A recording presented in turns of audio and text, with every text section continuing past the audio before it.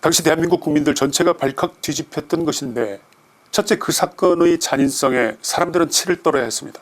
둘째, 사건의 심각성을 인식했던 것인지 북한 김정은이 직접 나서서 유감을 표명하는 초유의 이변이 있었습니다.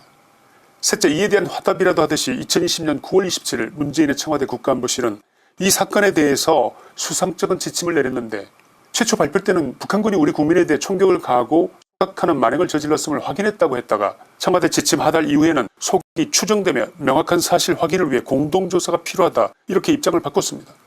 네 번째, 국방부와 해경은 당시 해수부 공무원 이대준 씨가 자진월북한 것이라는 발표를 했습니다.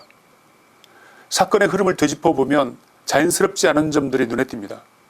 왜 이미 전모를 파악했으면서 추정이라는 단어를 쓴 것인지, 왜 이미 명확하게 드러난 사실 앞에서 확인을 위해 공동조사가 필요하다고 했는지, 누가 보더라도 문재인 정부의 사건을 대하는 대응 방식은 북한을 의식한 것이라는 느낌을 지울 수가 없었던 것입니다. 추정컨대 첫째, 문재인 정부로서는 당시 4.27 판문점 선언과 9.19 평양 공동선언 이후에 다음 단계로 남북한 간에 종전선언을 하겠다는 구상이 있었기 때문에 되도록 이러한 분위기를 깨고 싶지 않았던 것이 아니었겠나 하는 의심입니다.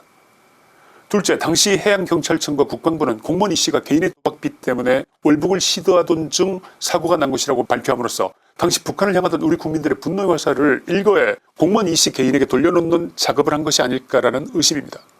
셋째, 이러한 이미지 작업을 통해서 북한 김정은은 솔직하게 잘못을 시인한 지도자, 우리 공무원 고 이대준 씨는 개인적으로 문제가 많았던 사람, 이런 식으로 북한 김정은을 띄워주면서 그에게 면죄부를 주는 한편 우리 국민의 한 사람인 이대준 씨와 그 가족들에게는 월북자 가족이라는 낙인을 찍은 것이라는 의심입니다. 당연히 가족들은 한이 맺혀했습니다. 백방으로 고인의 누명을 벗기기 위해서 노력했지만 아시다시피 문재인은 움직이지 않았습니다. 윤석열 대통령이 후보 시절이던 2022년 1월 31일 유가족들을 만나서 국민은 정부가 어려움에 빠진 국민 한 사람 한 사람을 어떻게 지켜주는지를 보고서 이 나라를 믿어야 할지, 이 나라에 충성해야 할지를 판단한다면서 자신이 대통령이 되면 반드시 고인의 명예를 되찾아 드리겠다고 약속한 바 있었습니다. 드디어 지난 6월 16일 인천해양경찰청장은 해수부 공무원 고 이대준 씨의 월북 의도를 인정할 만한 증거를 발견하지 못했다고 발표하면서 이대준 씨를 월북으로 몰고 간 것은 2020년 9월 27일 문재인 정부 청와대 국가안보실로부터 사건 관련 지침을 하달받았던 때문이라고 말했습니다.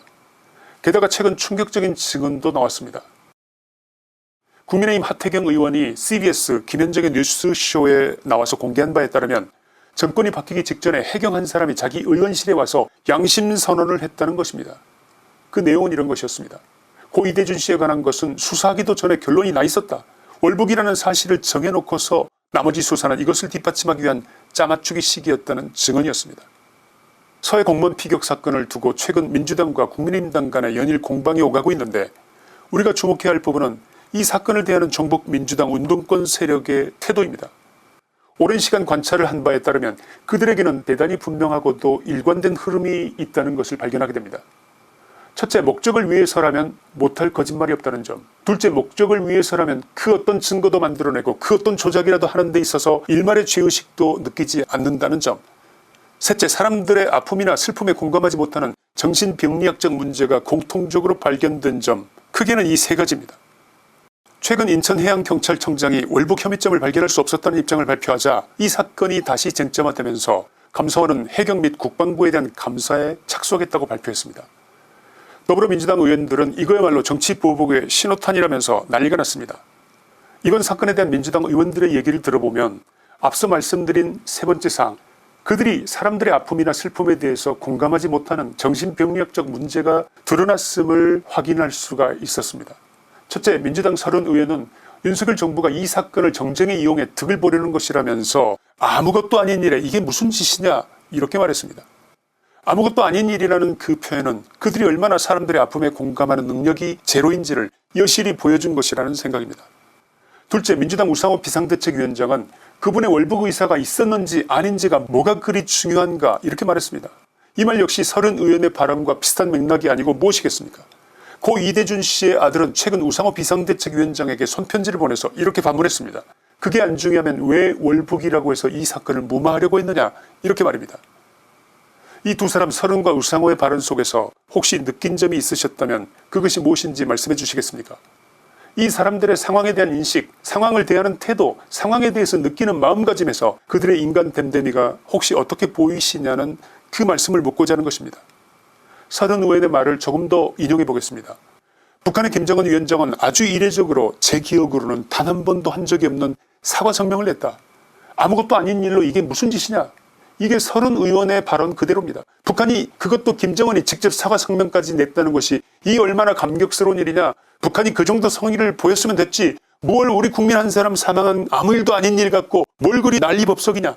이렇게 말한 것으로 들리는데 서른 의원의 말을 제가 혹시 잘못 해석한 것이면 말씀해 주시기 바랍니다. 우상호의 말, 월북 의사가 있었는지 아닌지가 뭐가 그리 중요하냐는 이 말도 역시 가족들의 입장에서 생각해보면 얼마나 억장이 무너질 말입니까? 요지는 이것입니다. 이 인간들이 유족들의 아픔에 대해서 단 한 번이라도 공감하고 그들의 아픔에 감정이입이라는 것을 단 한 번이라도 해보았다면 어떻게 저런 말이 입에서 저렇게 쉽게 나올 수가 있었겠는지를 말씀드리는 것입니다. 비단 이 두 사람만의 얘기겠습니까? 이것이 운동권 민주당 전체 그리고 문재인의 상황인식 역시 단 한 치의 오차 없이 저 두 사람과 똑같은 것 아니겠냐는 그 말씀인 것입니다. 가족들의 입장에서 하루아침에 사랑하는 남편을 사랑하는 아버지를 잃었다는 사실이 얼마나 청천벽력 같았겠습니까? 그러나 문재인 정권은 이 아버지가 도박을 했고 빚을 졌고 그래서 도피성 월북을 했다고 몰고 갔습니다. 그 어떤 증거도 없이 말입니다. 오히려 그 반대되는 증거들이 더 많은 상황인데도 말입니다. 도박을 하면 다 월북합니까? 빚이 있으면 다 월북하는 것입니까? 가족들이 이 대명천지에 어떻게 대한민국에서 살라고 그런 터무니없는 누명을 씌울 생각을 했는지 그들에게는 과연 어떤 악마가 마음속에 살고 있는지 궁금하다라는 그 말씀입니다.